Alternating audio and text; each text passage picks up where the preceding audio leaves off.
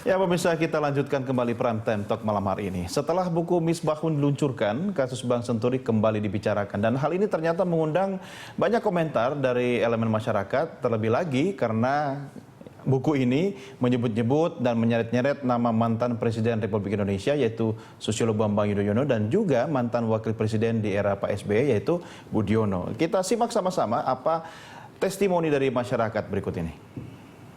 Oh, ya sebenarnya kasus itu udah lama banget ya. Tapi menurut saya sih kalau memang butuh untuk diperjelas kembali, untuk mencari titik terang nggak apa-apa sih.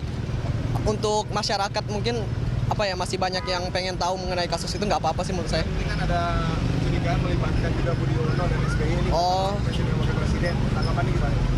Kalau itu saya nggak terlalu banyak komen sih. Saya cukup serahkan aja kepada pihak yang berwajib, KPK dan segala macamnya. Ya bagus kalau dibuka lagi kan, jadi lebih ada bank baru. Kasus yang lama ya udah kan udah berlalu masalahnya kan, udah selesai. Terus kalau ada terkaitan nama SBY sama Pak Budiono dulu ini gimana? Itu sih serahin sama pihak yang berwajib aja ya, sama pihak yang berwenang.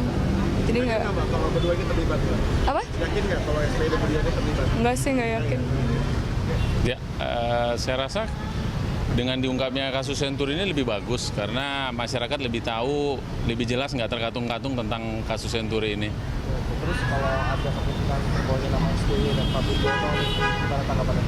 Ya, saya rasa pun siapapun di negara kita ini hukum kan sama, baik dia presiden maupun presiden semua sama, hukumnya sama. Tapi mungkin nggak ini kalau SBY dan Budiono terlibat mungkin nggak? Iya, nanti hukum yang membuktikan itu ya, yang membuktikannya. Kalau memang terlibat ya ada punishment-nya, kalau enggak ya nanti hukum lah yang membuktikannya. Kalau menurut aku sih itu bagus-bagus aja. Tinggal itu masalah orang penegak hukumnya aja gimana ngadepinnya.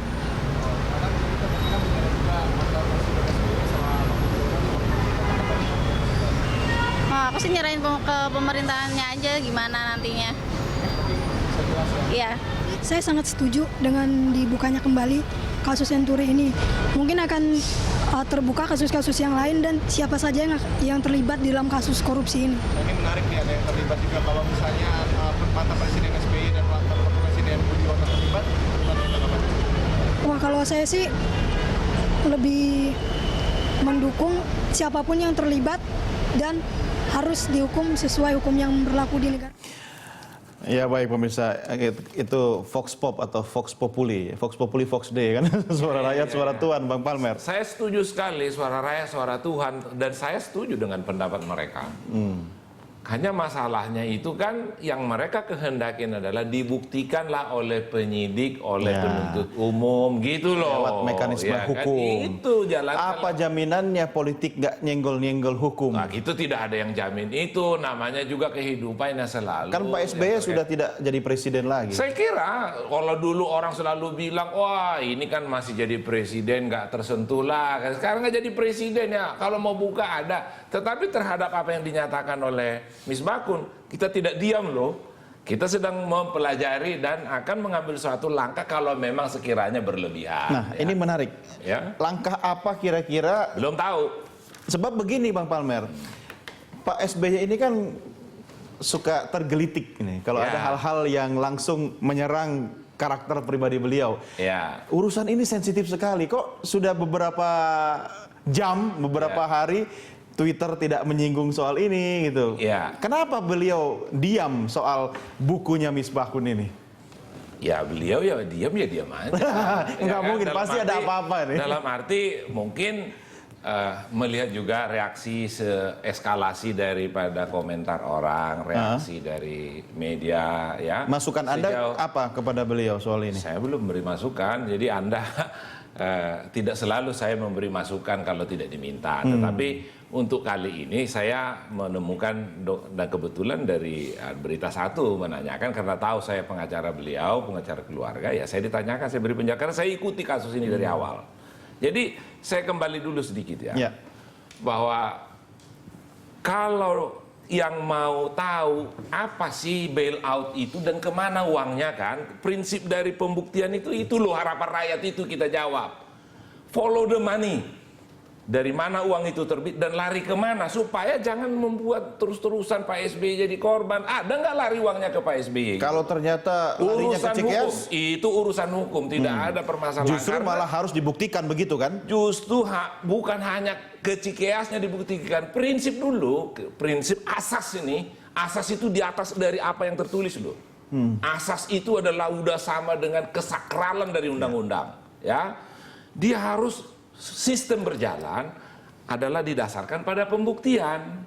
Kalau buktinya ada, dari dulu kita bilang penyidik. Nah sekarang kalau ada teori pembuktian di sistem perbankan adalah follow the money. Bapak-bapak ini dulu itu selalu teriaknya di DPR. Tapi mana follow the money-nya? Ini kan sudah ditangkap dan dihukum Robert Tantular. Uangnya lari kemana? Coba cek ke keluarganya yang semua yang ada di luar negeri. Bagaimana mengalir? Terus yang mengalir ke perusahaan-perusahaan. Buka dong. Tapi Bang Palmer, kalau ini memang sampai dibuka lagi di pengadilan, Anda bisa buktiin nggak kalau memang benar Pak SBY tidak terlibat? Kalau saya dikasih jabatan polisi, ya yang menyidik kan polisi, kalau nggak KPK. Nggak semua orang tugas pengacara, nggak usah tanya saya, Nudirman nih tanya nih. Tugas pengacara adalah merespon terhadap apa yang dituduhkan. Saya tidak dilarang loh pengacara mencari bukti untuk membuktikan kliennya, itu tidak ada di Amerika atau di Eropa. Tapi nggak harus ke SBY, ke orang lain juga kalau ada aliran dana. Saya nggak mau. Karena menguntungkan pihak lain juga melanggar hukum. Saya mempertanyakan, kenapa polisi diam tidak menelusuri itu padahal Robert Tantular sudah diadili? Kenapa? Ayo suara rakyat yang kita dengar tadi, media buka dong, tanya dong, ayo sama-sama ya Pak polisi. Ada loh, apalagi Pak Boas sekarang ini kan udah lumayan tajir nih sejak Pak Boas jadi kabar eskrim. Wah, rankingnya polisi lumayan lebih dipercaya. Lumayan tajir? Lumayan tajir, karena dia berani orangnya. Pak, kalau saya bilang sih nggak ada aliran Senturi ke situ kan? Artinya dalam momen yang seperti ini ya nggak apa-apa, buka dong. Karena ada memang saya lihat kendala antara KPK dan Polri ini karena banyaknya friksi-friksi kemarin itu. Kalau sudah ditanganin oleh Polri ya sudahlah. Jangan lupa ya mengomentari tadi kok Pak Budi Mulya sudah dihukum, berhenti sampai di situ. Saya tegaskan, baca berkasnya Pak Budi Mulya. Konteksnya dia dihukum karena dia meminjam uang dari Robert Tantular. Bukan dalam konteks pembail-outan itu. Jadi publik jangan dibohongi. Bukan dalam konteks itu Budi Mulya dihukum. Karena dia mendapat kredit 1 miliar pinjaman. Kata dia pinjaman menurut jaksa. Dari situ kan juga bisa follow the money sebenarnya. Ya, dalam artian seperti itulah. Betul. Yang kita mau persoalkan oleh publik ini tadi, yang oleh media tertarik kan pengambilan DPR kan lebih tertarik pada saat pengambilan kebijakan karena bawa politik, ya kan? Ini kan mau memenangkan presiden. Enggak. Jadi kita kembalikan Anda aja. menyeret ke soal tanggal-tanggal tadi uang itu keluar begitu. Iya. Tadi ada tanggal 23 November 23. lah, tapi data Bang Nudirman saya lihat tanggal 24 itu. Iya. Kok buka saja laporan dari BPK. BPK 23 yang sudah ada di DPR. Itu keputusan baru keluar 23 November. Saya kebetulan nangani kasusnya. Kasus itu kasus klien saya kebetulan dan masuk ke rekening dia dan perusahaan itu, dan saya sudah pernah Dia ngomong. ini siapa? Ya, Bank Senturi itulah. Bank Senturi itu mengirimkan uang ke rekening perusahaan klien saya tanggal 23. Padahal perusahaan klien saya itu tidak pernah mempunyai transaksi dengan Bank Senturi. Klien Bang Palmer siapa? Dan ini bailout sudah terjadi tanggal 21 November. Pencairan itu terjadi tanggal 20. Keputusan baru 23. Dan saya sudah pernah ngomong di Indonesia. Ya berarti ini kan aneh. Keputusan tanggal 23. Gitu. Pencairan dana udah duluan. Iya. Jadi keputusan belum diambil sudah terjadi pencairan dana. Iya. Dan orang itu tidak disentuh loh sampai sekarang. Tidak disentuh. Orang itu siapa Bang? Ya yang menerima itulah. Yang orang itu kan udah punya meninggal. Jangan ngata-ngatain orang yang meninggal lucu nih.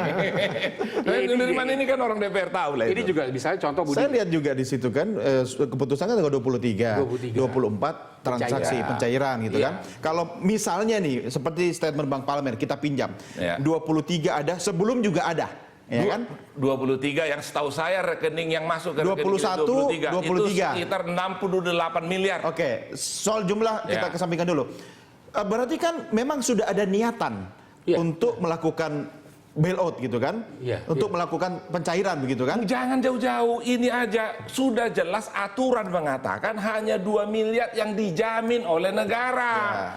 Kenapa bisa mencairkan ke satu nasabah dengan besaran 60 miliar? Itu aja sebenarnya Udah salah. Udah salah. Udah Bisa bisa nggak, Bang, ini jadi entry robek-robek point itu. untuk membuka lagi semua itu? Iya makanya jadi judul disertasi saya ini Polisi kepastian kerja hukum deh, polisi kerjalah. atas kebijakan Sidik deh. bailout Bank Itu. Senturi oleh Bank Indonesia sebagai upaya menyelamatkan perekonomian negara. Ini disertasi. Ya. Walaupun nanti kalau udah jadi buku judulnya analisa hukum kasus Bank Senturi.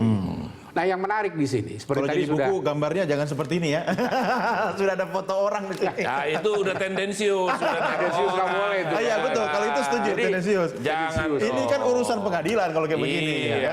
Oke, Jadi silakan sebagai, teruskan. sebagai Bang. contoh, Budi Sampurna. Dia punya uang di Senturi itu jumlahnya 2 triliun. Bagaimana mau menyelamatkan uangnya Budi Sampurna? Akhirnya dipecah menjadi 2 miliar.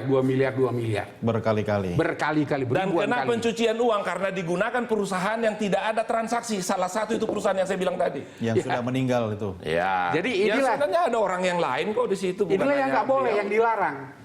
Jadi kalau dia 2 triliun ya dia berhak cuma dilindungi negara 2 miliar Ya, maksimal. Artinya apa? Sisanya Angus. angus kan begitu. Tapi ada tidak. upaya untuk menyelamatkan semua Menyelamatkan, uangnya. Jadi dipecah. sebenarnya yang diselamatkan ini uang orang atau negara lewat menyelamatkan bank. Seharusnya kan negara yang diselamatkan, Betul. bukan orang. Nah kalau ini sempat terjadi, bailout 6,7 triliun, dibayarkan untuk kepentingan Budi Sampurna, udah salah itu. Kenapa? Loh, uangnya Budi Sampurna 2 triliun kok. Iya. Sedangkan peraturan pemerintah kita hanya menjamin 2 miliar. Dan partnernya Robert Tantular belum pernah kesentuh loh sampai sekarang. Itu yang namanya Rafaat itu. Ya. Dan keluarga-keluarganya yang disebut dari keluarganya yang uang dari bailout itu memang lari ke keluarga itu ada kok buktinya. Anda tidak seperti berupaya menggiring ke arah yang berbeda, Bang Palmer, daripada ini fokusnya untuk menanyakan apakah SBY jadi Sudah terlibat atau tidak? mengenai itu, mengenai Pak SBY, kan kalau mau melihat tidak lagi kelihatan dari ini kan teknik pembuktian. Kalau mau akurat, orang kalau mau mencuri kan ada tujuan, mau mengambil barang. Kalau mau membobol bank, mau mendapatkan uangnya. Kalau ini dalam konteksnya mendapatkan uang kan, begitu kan konteksnya. Jangan lari kemana-mana. Tentulah uang ini akan mengalir kepada yang membobol. Siapa? Atau kepada tuan-tuan yang meminta pembobolan itu. Itu loh teori yang menjadi dasar. Nah, untuk tahu karena ini kasus sudah lalu, tapi tidak akan hilang karena ini bicara kita dokumen. Ya, kemana uang itu mengalir? Diikutin dong, Pak Robert Tantular kan sudah diadili. Kemana uangnya mengalir? Masalahnya kita di DPR, Pak. Layar pertama dibuka bisa, layar kedua bisa, Layar ketiga ketiga nggak bisa. Layar keempat udah nggak bisa. Layar ketiga hilang. udah nggak bisa. Lebih-lebih layar kelima. Jadi artinya apa? Ini memang ada jumlah uang yang kalau istilah kita di DPR sambil bercanda, adanya di kontainer. Nah kontainernya ini kemana? Layar keberapa itu? Layar keberapa itu? Nggak jelas. Bang, kalau Anda paham seperti itu, artinya dari pendekatan politik pun sudah bisa kebaca kemana ujungnya gitu kan? Masihkah butuh misalnya lewat pendekatan hukum, didorong dengan pendekatan politik untuk akhirnya biar terang benderang hasilnya? Justru itulah yang saya inginkan. Makanya saya bilang tadi, dia 2 dimensi seperti mata pisau kan? Ya. Politik dan hukum. Sekarang dari segi politik terang benderang ini semua. Bisa dibaca oleh semua orang. Ya, Kemana arah Masalahnya politiknya. politik tidak Tapi dari tidak segi- menjadi dari pembuktian. segi hukum, dari segi hukum ini yang belum. Ya. Bahkan kalau menurut Belum hemat atau saya, tidak akan pernah selesai? ya kalau menurut saya kelihatannya kegantung di sini. Aspek pembuktian kemarin terbentur begini. Saya ingat Pak Bung Mundirman ini lupa barangkali. Pernah DPR minta karena kewenangan dari BPK sangat terbatas di layer kedua, tidak bisa masuk ke layer ketiga, maka sebagai tim pengawas bapak-bapak ini pernah mengirim surat ke KPK. Tolong kasih rekomendasi dong ke BPK supaya dia bisa masuk ke layer ketiga. Terbenturnya itu tadi yang dialirkan ke rekening klien saya itu kan di layer ketiga. tadi yang kita bicarakan. Iya. Tanggal-tanggal itu ternyata Bukan klien saya Pak SBY loh ya, klien saya yang lain maksudnya. Artinya bukan soal melawan lupa ya. Iya. Ini kan kita menyampaikan fakta hukum. betul. Nah, Kalau fakta misalnya hukum. didorong KPK-nya Bang untuk melanjutkan perjuangan yang cuma sampai di layer ketiga tadi itu bisa nggak? Apa Budi Mulia aja diadili karena uang 1 miliar kok? Kita kan sudah berkali-kali, ya, sudah berkali-kali menyampaikan ini kepada KPK. Tapi kita tahu persis KPK di masa Chandra Hamzah dan Bibit itu ternyata tidak mampu, bahkan menyatakan tidak terbukti ada perbuatan melawan hukum. Di KPK Abraham Samad terang-terangan dia berjanji ini akan diusut tuntas. Tapi sayangnya baru hanya 1 orang. Saya sedikit berbeda karena di dalam amar putusan Mahkamah Agung juga yang menghukum Budi Mulya, di situ disebutkan mengenai adanya rapat senturi. Jadi bersama-sama telah melakukan perbuatan melawan hukum. Karena itu menurut hemat saya itu akan terkena kepada Sri Mulyani dan Budiono. Cuma sekarang masalahnya, mau nggak penegak hukum melakukan ini? KPK maksudnya? Termasuk KPK, Termasuk Kejaksaan, KPK, dan Kepolisian. Okay. Jangan KPK, Kejaksaan hanya main yang kelas teri yang saya bilang tadi, kembali kerugian negara 27 juta dari 8,3 triliun. Tapi soal mengenai itu ganti rugi itu tadi, saya yang 27 itu juta. zaman dibuat disertasi ini mungkin udah setahun yang lalu. Kan sebenarnya bahwa Bank Senturi itu sudah dijual ke perusahaan Jepang. Dengan segala kewajiban utang itu ada di beban pembeli. Sudah tahu. Artinya kerugian negara yang disinyalir 6,7 itu harus ditanggung oleh pembeli. Sudah bagian dari pembeli itu. Begini, Bapak-bapak. Jadi kerugian negara sudah tidak ada di situ. Ini nanti kalau ada memang Sekarang pengadilan ini untuk ini silakan dilanjutkan. Itu pun belum terang benderang. Apakah betul perusahaan Jepang jadi membeli Senturi? Belum terang benderang. Masih banyak the big question mark di situ. Masalahnya yang bisa betul apa enggak? Itu bukan saya, si Bank Senturi. Kenapa? Debt equity rasionya udah nggak mau memungkinkan. Apa mau perusahaan Jepang beli? Iya. Saya tidak tahu ini membahas soal Senturi, IP saya sampai rusak begini. Oke, Bang Palmer, Bang Nurdirman, terakhir singkat buat Anda masing-masing. Soal bukunya Misbahu ini kira-kira bisa nggak jadi semacam trigger untuk, ya dalam perspektif Anda bisa membuktikan secara hukum terang benderang. Dari perspektif politik dan hukum mungkin juga Bang Nurdirman, ini bisa sebagai satu celah untuk clear ini sinetron yang panjang sekali serinya. Singkat-singkat. Ya, saya rasa ini memang bisa dijadikan titik tolak ya. Bukunya Misbahun untuk menyelesaikan kasus Bank Senturi secara tuntas. Makanya ada kepastian hukum. Tapi yang terpenting lagi, pemerintah dengan parlemen untuk masa yang akan datang mesti mempunyai kebijaksanaan yang tetap mengenai penyelesaian krisis perbankan. Karena ini akan terjadi lagi di masa-masa yang ini akan butuh datang. political will yang kuat. Betul. Singkat Bang Palmer, singkat sekali. Jadi kalau saya mengatakan apa yang dikatakan oleh Misbahun nanti akan kami pelajari, bisa itu menjadi kota Pandora entah siapalah, tapi saya tidak mau selalu difokuskan seolah-olah itu Pak SBY ya. Tetapi saya melihat bahwa Pak Misbahun ini lebih cenderung membuat ini lebih menyerang ke Pak SBY. Nanti mudah-mudahan tidak. Yang jelas begitu, Pak SBY dan Anda belum memberi respon ya jawabannya. Belum. Harus ada keadilan bermartabat di sini, Pak. Betul. Karena di sini nggak ada keadilan bermartabat. 6,7 triliun. Dua bungkus rokok dihukum 6 bulan. 6,7 Bapak-bapak triliun. sekalian, saya harus mengakhiri diskusi ini. Bang Nurdirman terima kasih, Bang Palmer terima kasih. Kita bertemu lagi di kesempatan yang lain.